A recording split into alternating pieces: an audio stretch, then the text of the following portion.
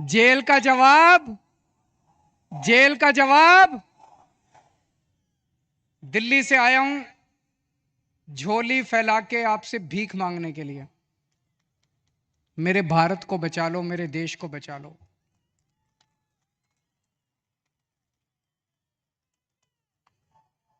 हमारे देश को प्रधानमंत्री जी तानाशाही की तरफ ले जा रहे हैं। हमारे देश को बाबा साहब अंबेडकर ने एक शानदार संविधान दिया था, जनतंत्र का। जनता चुनेगी, वोट करेगी, लोग चुने जाएंगे, वो शासन करेंगे। जिनको जनता चुनेगी वो शासन करेंगे। जनता के मुताबिक काम किए। अब धीरे धीरे धीरे धीरे प्रधानमंत्री जी ये शासन, ये जनतंत्र खत्म करना चाहते हैं। मेरा उदाहरण लीजिए।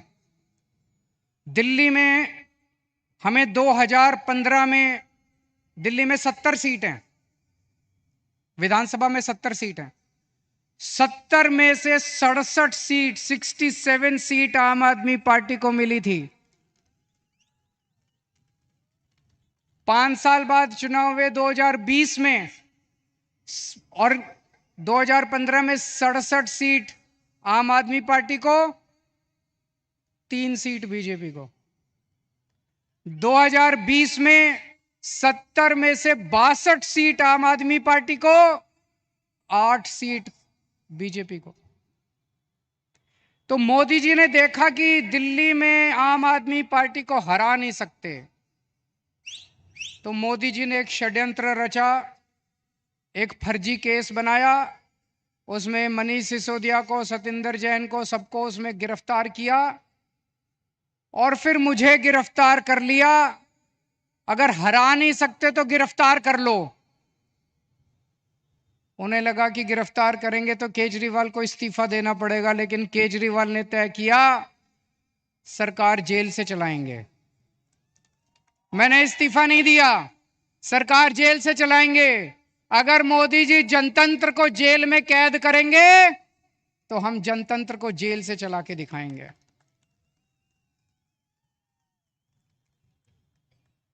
मैं एक बहुत छोटा सा आदमी हूं।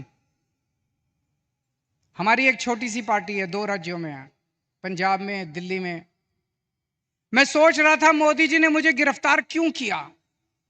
मेरे जैसे छोटे से, वो तो इतने बड़े आदमी हैं, इतना उनके पास साधन है, तमाम उनके पास रिसोर्सेज हैं, मुझे क्यों गिरफ्तार किया।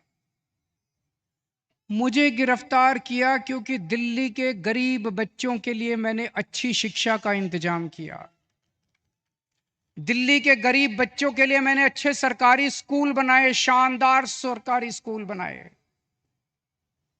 मोदी जी नहीं चाहते कि गरीब बच्चों के लिए अच्छे स्कूल बनाए जाएं, वो इस काम को रोकना चाहते हैं, इसलिए उन्होंने मुझे गिरफ्तार किया।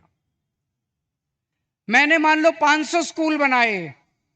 मोदी जी आपका बड़प्पन तो तब था आप 5000 स्कूल बनाते। आप तो इतने बड़े आदमी हो, आप 5000 स्कूल बनाते तब आपका बड़प्पन था। आपने केजरीवाल को गिरफ्तार करके स्कूलों का काम रोक दिया दिल्ली के अंदर।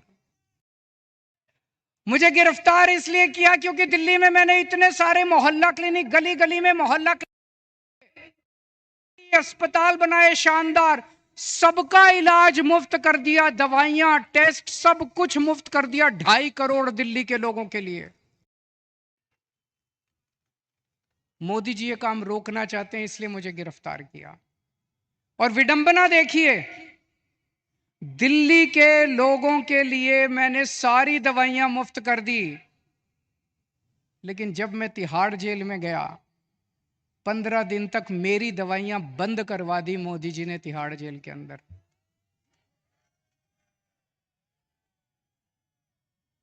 मैं शुगर का मरीज हूं 20 साल से, और 10 साल से इंजेक्शन ले रहा हूं इंसुलिन के। रोज 4 इंजेक्शन लगते हैं मेरे को इंसुलिन के, 52 यूनिट इंसुलिन लेता हूं रोज। लेकिन जब मैं तिहाड़ गया, मोदी जी ने मेरे इंजेक्शन बंद करा दिए। 15 दिन तक मेरी 300 पहुंच गई शुगर, 350 पहुंच गई शुगर। मैं बोलता रहा वहां पे अफसरों को, कर्मचारियों को, मुझे इंसुलिन चाहिए, उन्होंने नहीं दी।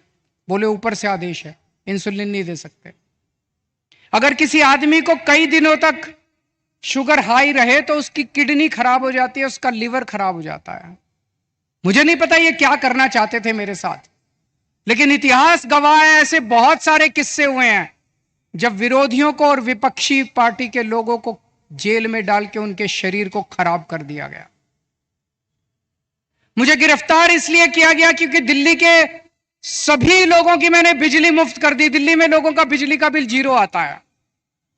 मैं मोदी जी को कहना चाहता हूं कि आपकी बड़प्पन तो तब होता जब आप पूरे देश के लोगों की बिजली मुफ्त कर देते। आपने दिल्ली के लोगों की बिजली आप रोकना चाहते हो, इसलिए आपने मुझे गिरफ्तार किया। अब दोस्तों, ये लोग कह रहे हैं कि मुझे 2 तारीख को दोबारा जेल जाना है। मैं जेल जाऊंगा कि नहीं जाऊंगा, ये आपके हाथ में है। अगर आपने इंडिया गठबंधन को जिता दिया, अगर आपने इंडिया गठबंधन की सरकार बना दी, तो मुझे जेल जाने की जरूरत नहीं पड़ेगी। और अगर आपने कमल का बटन दबाया तो मुझे दोबारा जेल जाना पड़ेगा। तो जो लोग मुझे जेल भेजना चाहते हैं, कमल दबा देना, और जो मुझे आजाद देखना चाहते हैं, इंडिया गठबंधन को जिता देना। जब आप बटन दबाने जाओ तो इस बार बटन केजरीवाल को जेल भेजने या केजरीवाल को आजाद करने के लिए दबाना।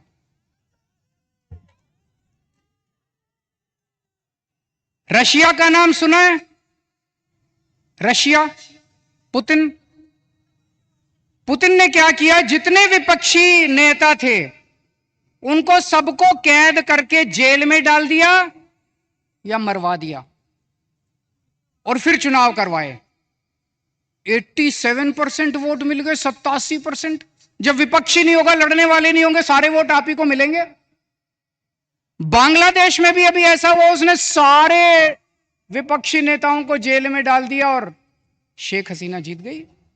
पाकिस्तान में भी यही हुआ, इमरान खान को जेल में डाल दिया, उसकी पार्टी छीन ली, उसका सिंबल छीन लिया, जीत गए। अब मोदी जी भी हमारे देश को पाकिस्तान और बांग्लादेश बनाना चाहते हैं। इंडिया गठबंधन भारत देश को दुनिया का नंबर 1 देश बनाना चाहता है। मोदी जी भारत को बांग्लादेश और पाकिस्तान बनाना चाहते हैं। तय आपको करना है कि आप भारत को किस तरफ ले जाना चाहते हो, बांग्लादेश और पाकिस्तान की तरफ, या दुनिया का नंबर 1 देश बनाना है। अब यही काम मोदी जी देश में कर रहे हैं, हमारे देश में, कि सारे विपक्ष को खत्म कर दो। उन्होंने मेरे को गिरफ्तार कर लिया, कांग्रेस का अकाउंट फ्रीज कर दिया। चुनाव के 1 महीना पहले उन्होंने कांग्रेस का अकाउंट फ्रीज कर दिया। अब हमारा अकाउंट फ्रीज करने जा रहे हैं। सुप्रीम कोर्ट के अंदर इनके वकील ने बोला है केंद्र की आम आदमी पार्टी का अकाउंट फ्रीज करेंगे। शिवसेना के उन्होंने 2 टुकड़े कर दिए, शिवसेना के 2 टुकड़े कर दिए, एनसीपी के 2 टुकड़े कर दिए, स्टैलिन के कई मंत्रियों को गिरफ्तार कर लिया, ममता दीदी के कई मंत्रियों को गिरफ्तार कर लिया। सारे विपक्ष को तहस नहस करने के बाद मोदी जी कहते हैं आओ चुनाव लड़ते हैं। ये तो कायर लोग कहते हैं ऐसे। अरे मोदी जी, दम में तो आंख में आंख डाल के छाती चौड़ी करके चुनाव की तरह लड़ो ना। सबके अकाउंट फ्रीज कर दिया, सबको जेल में डाल दिया। इस वक्त मोदी जी एक बड़े खतरनाक मिशन पे काम कर रहे हैं। बहुत खतरनाक मिशन है, आपको पता नहीं, अंडरग्राउंड चल रहा है। उस मिशन का नाम है 1 नेशन 1 लीडर। इस देश में वो चाहते हैं मोदी जी एक ही नेता होना चाहिए। उसके लिए वो 2 लेवल पे काम कर रहे हैं। एक लेवल, जितने विपक्ष के नेता हैं एक एक करके सबको जेल में डाल रहे हैं। कईयों को डाल दिया, और अगर वो जीत गए, भगवान ना करे वो जीते, अगर वो जीत गए, मैं आपको चैलेंज करता हूं अगले चुनाव तक ठाकरे साहब भी जेल में होंगे, खड़गे साहब भी जेल में होंगे, राहुल गांधी भी जेल में होंगे, प्रियंका भी जेल में होगी, केजरीवाल तो है ही जेल में, शरद पवार साहब भी जेल में होंगे, ममता जी भी जेल में होंगी, स्टैलिन भी जेल में होंगे, पिनराई विजयन भी जेल में होंगे। तो एक उनके लेवल पे काम कर रहे हैं, विपक्ष को सबको जेल में डाल दो, जैसे पुतिन ने, शेख हसीना ने, जैसे पाकिस्तान वालों ने जेल में डाला। और दूसरे लेवल पे उनकी अपनी बीजेपी पार्टी में जितने नेता हैं सबको पैदल कर दिया, सबकी राजनीति खत्म कर दी। देवेंद्र फडणवीस को खत्म कर दिया, उन्होंने शिवराज सिंह चौहान को खत्म कर दिया, वसुंधरा राजे को खत्म कर दिया, डॉक्टर रमन सिंह को खत्म कर दिया, खट्टर साहब को खत्म कर दिया। एक ही बचा है। कौन है? अगला किसका नंबर है?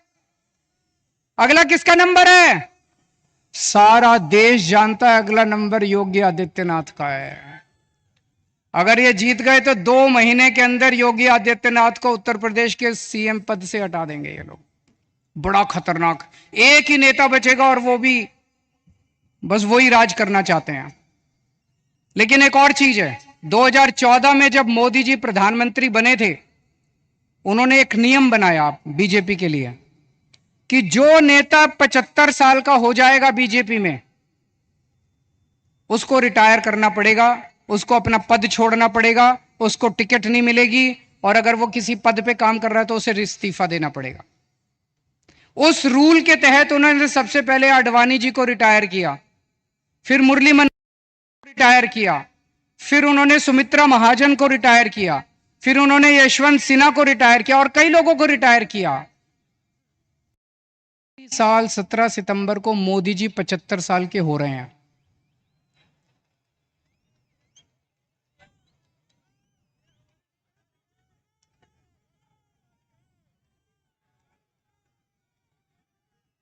और मोदी जी ने तय किया है वो अपने बाद अमित शाह को प्रधानमंत्री बनाएंगे। मोदी जी ने तय किया है वो अपने बाद अमित शाह को तो इस बार मोदी जी अपने लिए वोट नहीं मांग रहे, अमित शाह के लिए वोट मांग रहे हैं। अमित शाह को प्रधानमंत्री बनाने के लिए वोट मांग रहे हैं। आप अपने आसपास जितने बीजेपी के सपोर्टर हैं, बीजेपी के वोटर हैं, बीजेपी के भक्त हैं, उनको बोलना अगर वो वोट डालने जाएं, ये सोच के जाएं कि वो अमित शाह के लिए वोट दे रहे हैं, मोदी जी के लिए वोट नहीं दे रहे। आंख बंद कर लें और सोचें कि मोदी जी की बजाय अमित शाह प्रधानमंत्री बनने वाले।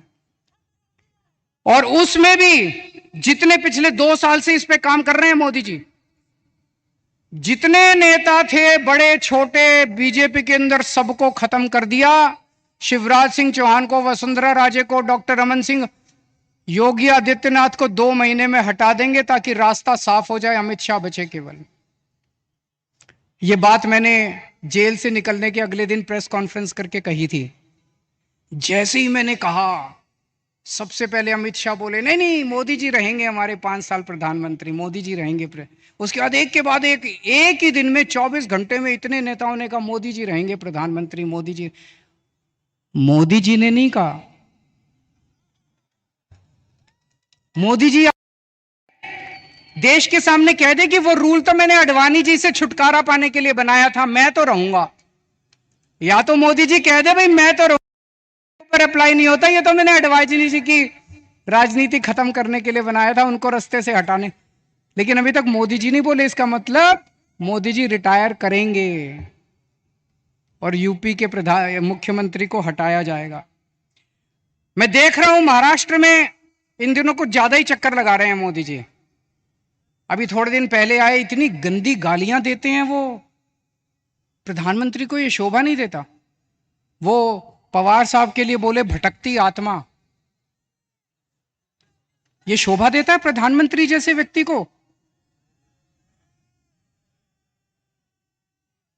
शरद पवार जी की इतने सीनियर नेता हैं देश के, आपकी उनसे वैचारिक भिन्नता हो सकती है, अलग अलग पार्टी में हो सकते हैं, लेकिन थोड़ी सी इज्जत तो रखिए।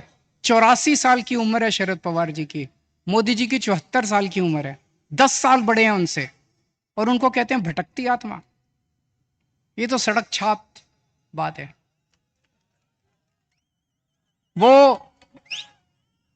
उद्धव ठाकरे जी को कहते हैं, क्या बोले उद्धव ठाकरे जी को? नकली संतान। उद्धव ठाकरे जी को कहते हैं नकली संतान। ये कोई भाषा है प्रधानमंत्री की? इस तरह से बोलते हैं प्रधानमंत्री? ये शरद पवार की बेइज्जती नहीं है, ये उद्धव ठाकरे की बेइज्जती नहीं है, ये महाराष्ट्र के एक एक व्यक्ति की बेइज्जती है। इस बार जब वोट डालने जाओ तो ऐसा बटन दबाना कि महाराष्ट्र की इज्जत ऊंची हो और महाराष्ट्र की बेइज्जती का बदला लिया जाएगा उसे।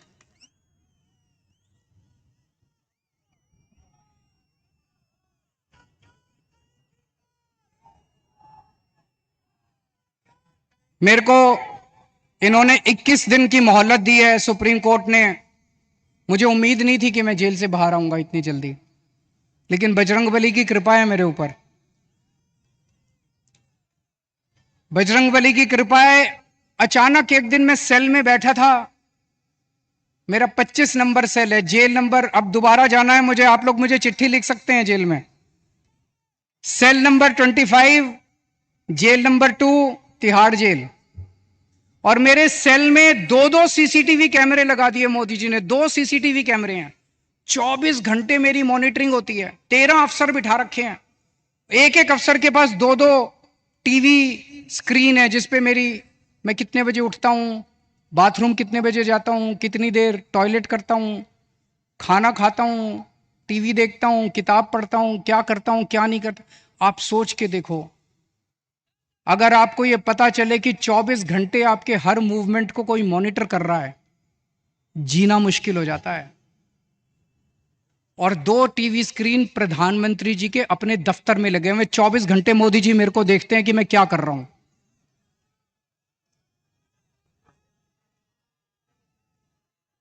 तो एक दिन मैं टीवी देख रहा था, अचानक मुझे पता चला कि सुप्रीम कोर्ट ने मेरे को बेल दे दी।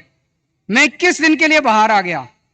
मुझे बहुत खुशी हुई, उसी वजह से आज आप लोगों के बीच में आने का मौका मिला। लेकिन मैंने भी ठान लिया है, ये 21 दिन का एक एक सेकंड, एक एक क्षण, एक एक पल मैं देश को बचाने के लिए गुजारूंगा। 24 घंटे काम कर रहा हूं। कल सवेरे लखनऊ गया था, फिर पंजाब गया, आज सवेरे पंजाब में था, आज मैं अभी बॉम्बे आया हूं, अभी भिवंडी गया था, भिवंडी से बॉम्बे आया हूं, अब रात को दिल्ली निकलूंगा। उसके बाद झारखंड जाना है कल या परसों में।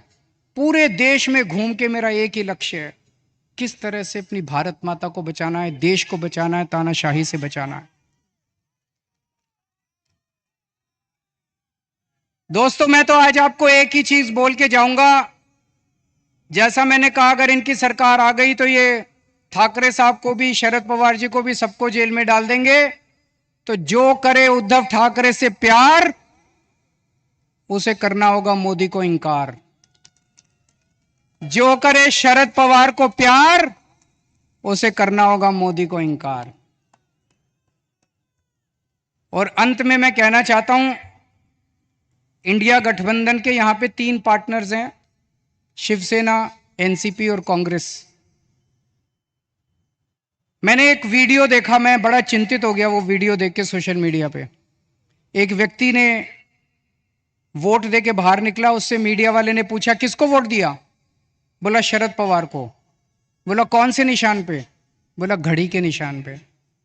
अभी बहुत कंफ्यूजन है लोगों में, इस कंफ्यूजन को दूर करना बहुत जरूरी है। लोग, मैं देख रहा हूं, बड़ी जबरदस्त तरीके से बीजेपी को नकार रहे हैं, लेकिन अगर गलत सिंबल पे वोट डल गया तो बड़ी मुश्किल हो जाएगी। आप सब लोगों की जिम्मेदारी है, जितने लोग आज यहां आए हैं, वापस जाके अपने अपने मोहल्ले में, अपने अपने गांव में, अपने अपने पड़ोस में बोल देना कि असली शिवसेना का सिंबल बदल गया है, असली शिवसेना का सिंबल ये है, मशाल है। ये बताना पड़ेगा सबको, बताना पड़ेगा सबको। और असली एनसीपी का सिंबल जो है वो अब घड़ी नहीं है, वो तुतारी बजाने वाला आदमी है। वो बताना पड़ेगा सबको, हम सबकी जिम्मेदारी है। पार्टी अपना काम कर रही है, लेकिन पार्टी के साथ साथ जनता की भी जिम्मेदारी है। और लास्ट में एक ही चीज कहूंगा, 4 तारीख को जब नतीजे आएंगे, मैं तब तक जेल जा चुका हूंगा, जेल से नतीजे देख रहा हूंगा। पिछली बार 48 में से 42 सीट एनडीए की आई थी, इस बार 48 में से 42 सीट इंडिया गठबंधन की आनी चाहिए। अगर 48 में से 42 सीट इंडिया गठबंधन की आई तो मुझे जेल के अंदर बड़ा सुकून मिलेगा। आप सब लोगों ने, इंडिया गठबंधन के सभी नेताओं ने, ठाकरे साहब ने, पवार साहब ने, खड़गे साहब ने आज मुझे आमंत्रित किया, बोलने का मौका दिया। बहुत बहुत शुक्रिया। और इतने प्यार से आप सब लोगों ने सुना। आप लोग खुश रहें।